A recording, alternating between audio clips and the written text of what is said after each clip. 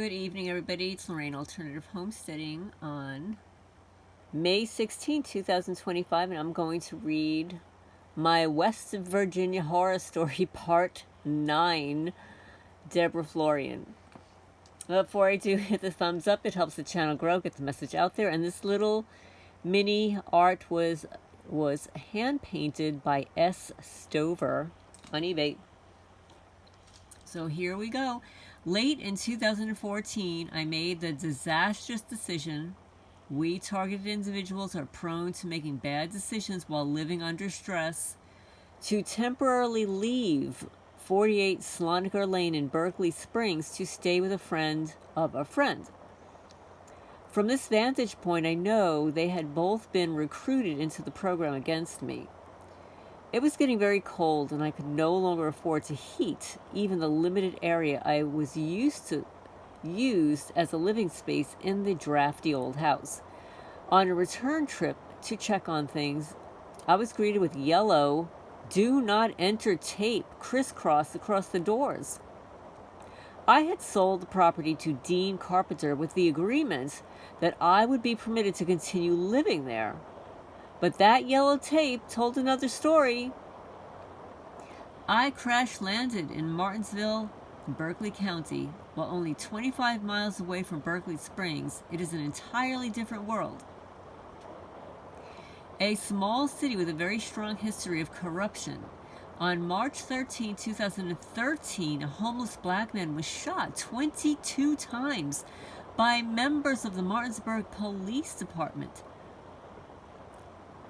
All Wayne Jones had done was to disobey the order to not walk in the road.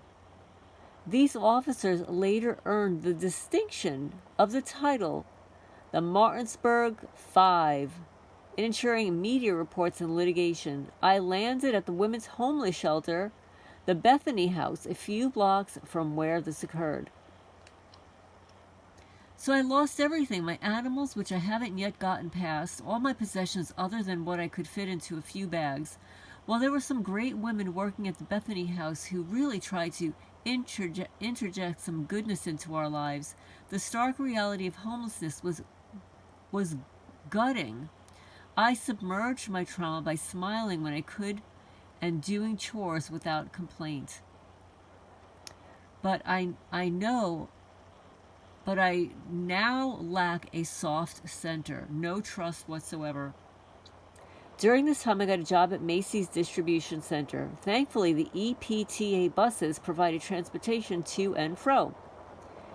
And in late July 2015, I found a room for rent in rooming house at 396/398 West Race Street. The house was within a convenient walking distance to the train station, which also served as a starting point for the buses, and the library was an easy walk. It became my lifeline. I'm always reading. I wonder how many books I've taken out over the years. Sadly, the Martinsburg Library is now closed, awaiting funds for asbestos remediation. And if you hear rain and thunder in the background, it's because it is raining and thundering in the background. The property is historical, built between 1810 and 1813, named Norborne Hall. The owner, Consuelo Newman, lived on the 396 side of the huge house. There was a walk-through on both floors, so we tenants had access to both sides. Consuelo is a vibrant woman with unrivaled decorating skills. With 8 bedrooms for rent, there was a constantly rotating cast of characters. I can't begin to speculate on how many people moved into and then out of the rooming house over 7.5 years I lived there. And many of those people were recruited into the program against me. At one point, the living room was rented to a guy, which was, of course, a weird situation. In retrospect, that was arranged as there were no rooms available, and someone wanted him in the house immediately. I got bad vibes from the start. He crowded me at the refrigerator. Wasn't talking anything out. Just standing way too close to me as I tried to get something to eat. But this was a rooming house, so the plausible deniability was, of course, there would be oddballs afoot. I learned to spend very limited time in the kitchen, storing food like bread and peanut butter in my room. The recruits hung out in the kitchen, and it was a small room. As I navigated the sidewalks of Martinsburg, and as I waited for the bus at Walmart, it's clear in retrospect that most of the bad actors I encountered were classic gang stalkers. Orbiting around me in Walmart with no shopping carts of their own. The lowlifes intent upon contact with me as I walked to the train station or the library. Gift card whores. If I had a dime for every time I crossed the street to avoid the oncoming perps, I'd be rich. But other people around me were more highly placed in the program. All the guys running businesses in the buildings next door were perps, and I think the reward was more than gift cards. For the first time I saw him was in the produce aisle. He was in full-on biker dress with a noticeable limp. Tom, the tenant of the rooming house with whom I was shopping, said, quote unquote, he's meant to be seen, indicating this perp. How weird is that?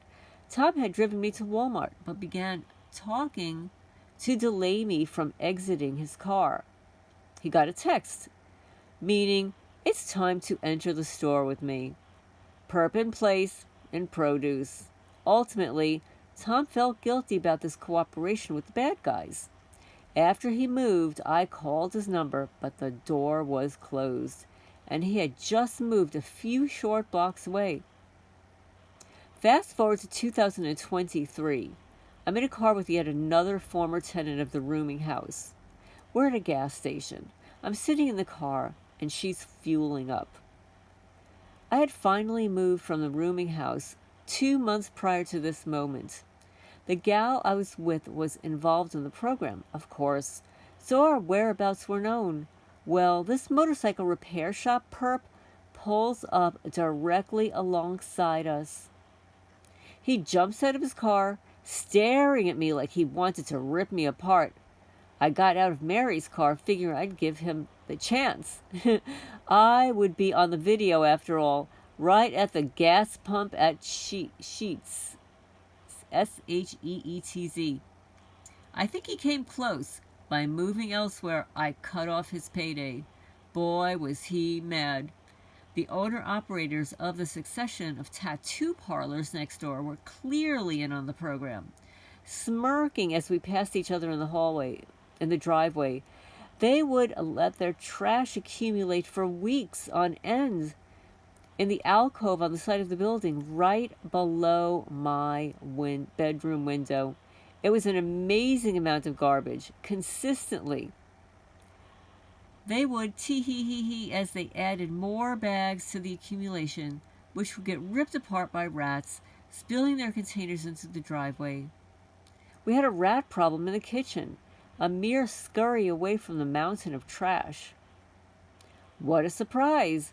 Rob, the owner of the building and the founder of a Busted Knuckles motorcycle repair, obviously turned a blind eye to his tenants' trash accumulation. This all got much worse after Consuelo Newman sold the rooming house. She had kept some semblance of control over things, but after she left, it was a total, complete disaster. A landscape company had an office on his next-door building's second floor, directly across from my bedroom window. You could probably pitch a tennis ball from my window into theirs.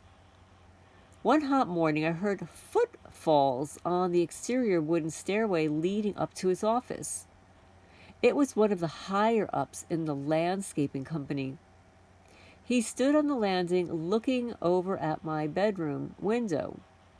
I didn't have a light on, and I also had a box fan in my window, so it took a while for him to make me out as I sat on the end of my bed. watching him as he peered into my window. When he finally saw me, he descended the stairs and drove away. He didn't even go into his office. This is the same landscaper who does work at the apartment complex I live at now. It's a small world here in Martinsburg, West Virginia. On May 27, 2017, on May 29, 2017, the New Yorker magazine published an article, quote, "The Addicts Next Door," unquote, chronicling the drug problem in Martinsburg.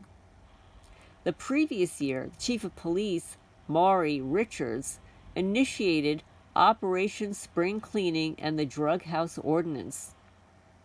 A police raid was conducted on one of the rooms of the rooming house. The incident established the house as a problem. It was a place to watch.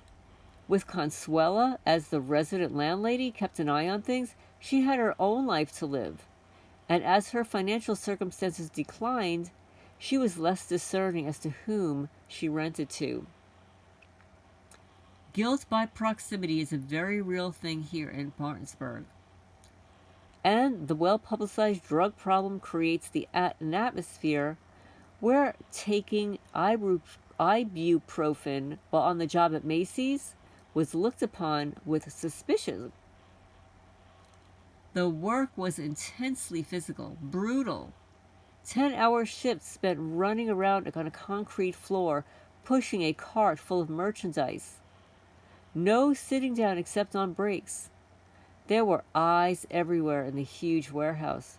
Rat Snitch Nation. To be continued.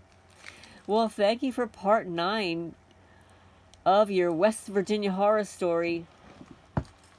I mean, you've certainly had a lot of residences and downfalls. It seems like these real estate mobbers are just like totally asset stripping you. And that's what they do. They're evil. These are very evil people, greedy and evil.